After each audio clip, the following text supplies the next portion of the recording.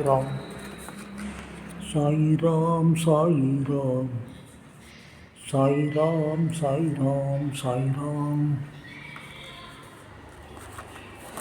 సాయిరామ్ సాయిరామ్ సాయిరామ్ సాయిరామ్.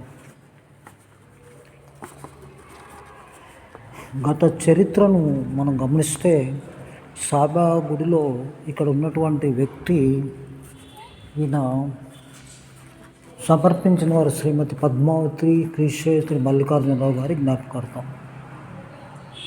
ఈయన శ్రీ సాయిలలిత ఈయన ఇరిగేషన్ డిపార్ట్మెంట్లో పనిచేసేవాడు. ప్రస్తుతం ఈయన కాలం చేశాడు. ఖమ్మం నుంచి నీలాగానే ఒక అమ్మాయి వస్తే ఆ అమ్మాయికి ఒక సాయిబాబా టెంపుల్ కట్టించేదానికి లక్ష్మీనగర్ చెరువు కట్టే దగ్గర చాలా బాగా హెల్ప్ చేసి అది టెంపుల్ కూడా నిర్మించడం జరిగింది. ఆయన ఇప్పుడు చైర్మన్గా ఉంటూ సేవ చేసుకుంటూ స్వామి సేవ చేసుకుంటూ మమ్మల్ని అందరినీ కూడా గౌరవిస్తుంది. వెళ్ళినప్పుడు అది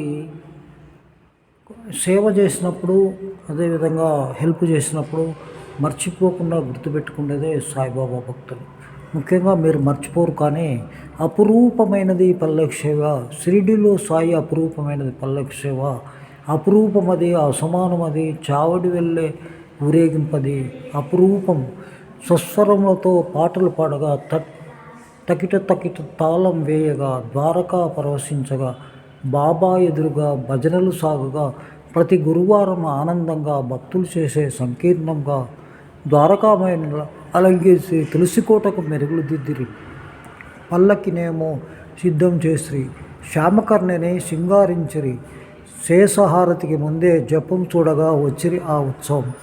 అపురూపమైనది పల్లకి సేవ. మసీదు నిండా భక్తులు చేరిరి, బారులు తీరి బయటకు నిలిచిరి, కొందరు దివిటిల్లు వెలిగించిరి, రక్షక భటులుగా కొందరు నిలిచిరి, సాయినాథి సేవకులమని షిరిడీ చేరి దివ్యోత్సవమని.